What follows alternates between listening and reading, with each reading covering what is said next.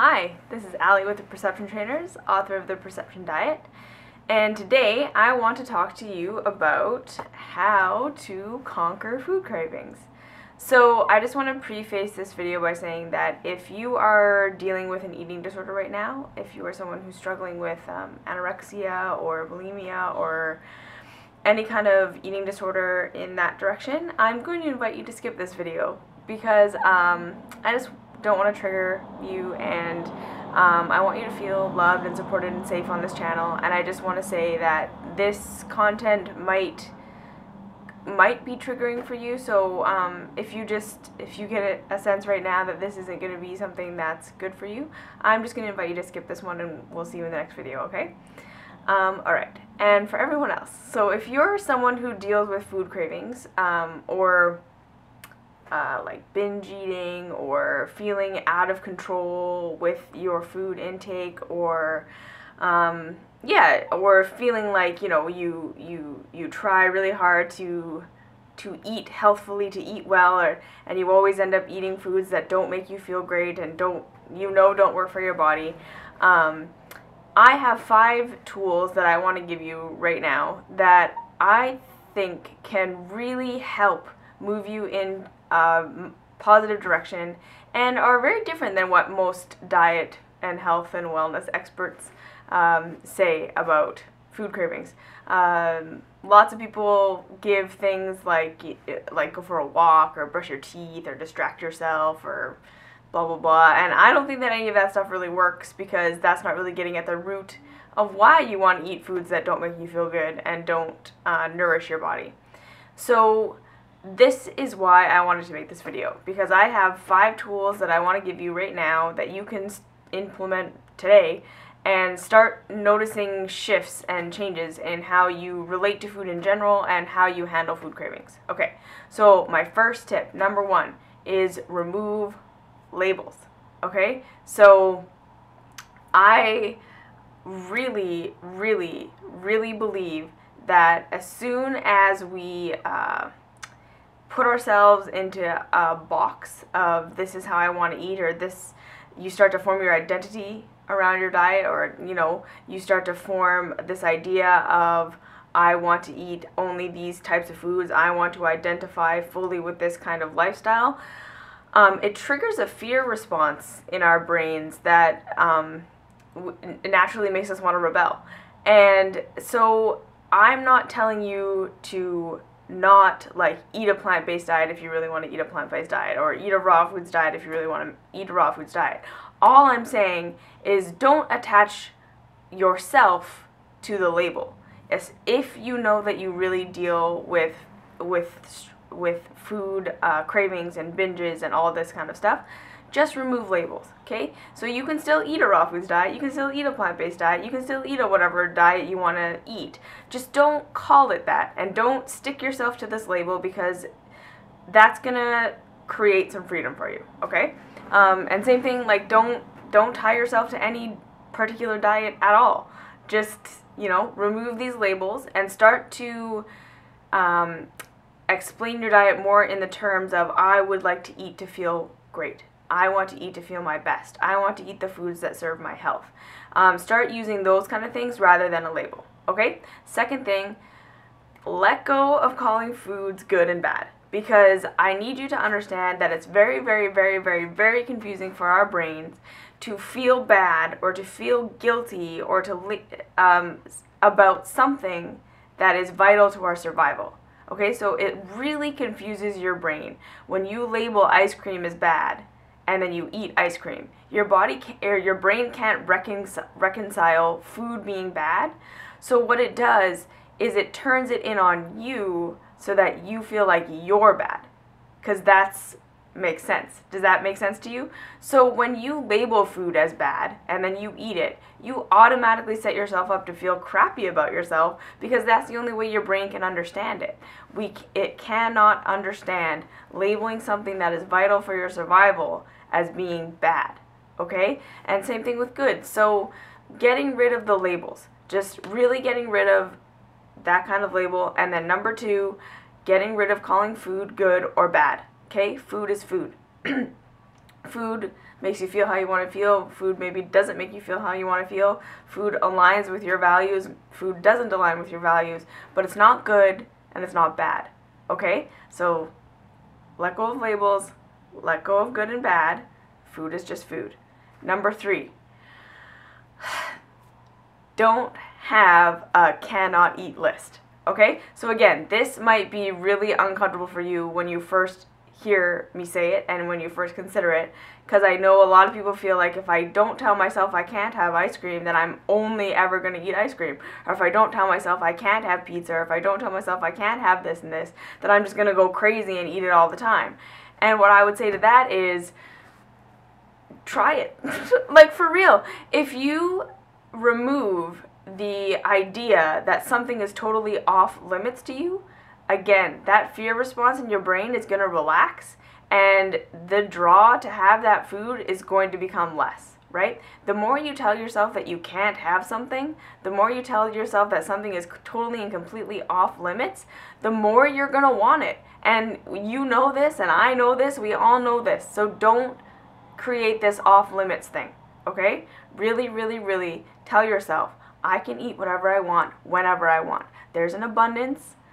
The ice cream isn't gonna all go away, right? If I don't eat all of it right now, it's not like then there's none left forever, right? So as soon as you set up that lack mentality for yourself, that I can't have this, your brain automatically kicks into overdrive, being like, well, we gotta eat all of it, right? Because that's scarcity. But if you tell yourself that you can have whatever you want, whenever you want, as much as you want, there may be a period of time where you do go crazy and you want to binge and eat an entire bucket of ice cream or eat an entire pizza or whatever. But the thing is, if you continue to stick with that, if you keep going with that, with the I can have whatever I want, whenever I want, you will notice that the crazy I have to eat all of it, or it's going to go away, or I have to have it, whatever, or that, you know, push-pull thing that happens when you're like, I can't have ice cream, but I want ice cream, I can't, blah, blah, blah, starts to diminish, because there's no more fear behind it. There's no more fear pushing you forward. There's no more fear driving you. And you may find that you just naturally stop craving those foods. And that could be all the tip that you need, okay? So really, really, really consider removing the term can't from your vocabulary. And then, when you have a food craving, and say you have a food craving for something that you know really doesn't make you feel good, but it's a strong, you know, overwhelming thing that we all experience with food cravings, what I want you to do is set a rule for yourself that if you're going to have your craving food, you're allowed to cave into your crave. You're allowed to cave. You're allowed to give in. You're allowed to have it, okay? So you're telling yourself you're allowed to have it. But you have to do it in a present way, okay? So no turning on the TV, looking at your phone, and browsing Facebook as you eat an entire bucket of ice cream. Okay? Because the thing is, you'll go through the entire bucket of ice cream and you won't even notice that you ate it. You won't even experience it. You won't even enjoy it. It's just going to be this thing that happened that helped you to numb out. So what you're going to set the rule for is that if you're going to have your binge food or whatever food you are trying to eliminate or whatever from your life, you are going to do it with focus and presence and awareness. Okay? You're going to turn off the TV. You're going to turn off the internet. You're going to put the ice cream in a bowl. And you're going to eat it, and you're going to notice that you're eating it, and you're going to notice what it tastes like, and you're going to notice what it feels like, okay? And you're going to be present, because just bringing your presence to it, number one, means that you'll actually experience the experience, and maybe you'll get some enjoyment out of it. Maybe it'll be a pleasant experience, who knows? Second thing, you most likely won't want to eat as much as you usually would because you're present. You're noticing how it's feeling. You're noticing what's going on. And number three, you're not numbed out, right? And you're not totally allowing the experience to take you out of your life, which is usually what food cravings really boil down to. When we crave these unhealthy foods, it's usually either so that we can escape life, we want to numb out, or we want to create a false sense of calm or peace or energy that we feel we're not able to do for ourselves in our everyday life. So be present, focus, be there. If you're going to do it, fully immerse yourself. Don't distract yourself. Be in it. Make a rule. You can't have your binge food in front of the TV. And I know I said no can'ts, but make a rule that what I'm going to do when I want to eat the binge food or when I want to eat the craving food is that I'm going to be present with it. I'm going to be fully and completely immersed in the moment. Finally, I want you to notice how you expected the food to make you feel and how it actually made you feel. Okay? So really start to take note, just like what I was talking about before. Are you eating this food because you wanted it to help you numb out? Are you eating it because you think it's going to help you calm down? Are you eating it because you think it's going to help give you a hit of pleasure when you're feeling no pleasure in your life? And I want you to just reflect on that. What did you expect that it was going to do for you? And then when you're done eating it, I want you to really be real about yourself and with yourself and notice how it actually made you feel. Did it really deliver the results you were looking for? Did it really make you feel the way you wanted to feel? Did it really get you where you wanted to go? Or did it just make you feel worse? Or did it just add another problem on top of your stress? Or did it just add another thing for you to beat yourself up about? And I really want you to be conscious of this. What are you expecting the food to make you feel? And what does it actually make you feel? Okay? And then when you start to notice what you really are wanting to feel, then you can start to create new habits in your life that help you feel that way without needing the food. So for me, for instance, I used to have kind of a binge issue, and when I started practicing these rules, I noticed that what I wanted was a permission slip to enjoy something pleasurable without having to be doing work. And it was like this weird thing that I was only allowed to be like doing something pleasurable that was purely just for enjoyment when I was cooking. So I'd be picking and picking and picking at the food, just like zoning out completely. And I realized I was like, oh man, like I have no fun stuff in my life. Everything else is work, and the only thing that I have here is this like picking at food so I can numb out and watch TV, whatever thing. And I was like, I'm not addicted to food. I am looking for just anything in my life that will give me some pleasure that's not work. And so I started to incorporate some things into my life that were pleasure and not work. And lo and behold, I don't feel the urge to binge on things anymore. And it was a thing for me for a really long time. I totally had both anorexia, but also I had binging issues. And when I started to practice these practices, that stuff just totally left my life, okay? So those are my tips for dealing with binges. Be present, remove labels, nothing is good or bad. How did you really want to feel? And what did you really feel?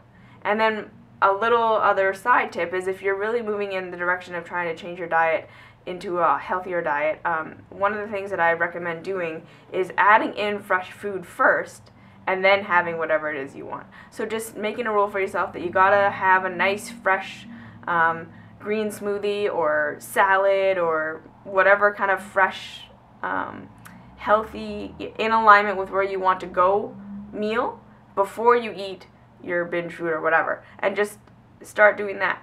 Just adding some good foods in, or some healthy foods in, some nourishing foods, some foods that align with where you want to be, and then eat whatever else it is that you want. So those are my tips on how to control or how to navigate binging and restriction and all that kind of stuff and food cravings. If you have any comments, questions, concerns, leave them down below. If you want more videos like this on like food stuff, let me know. We can do that. And like, subscribe, and I'll see you in the next video.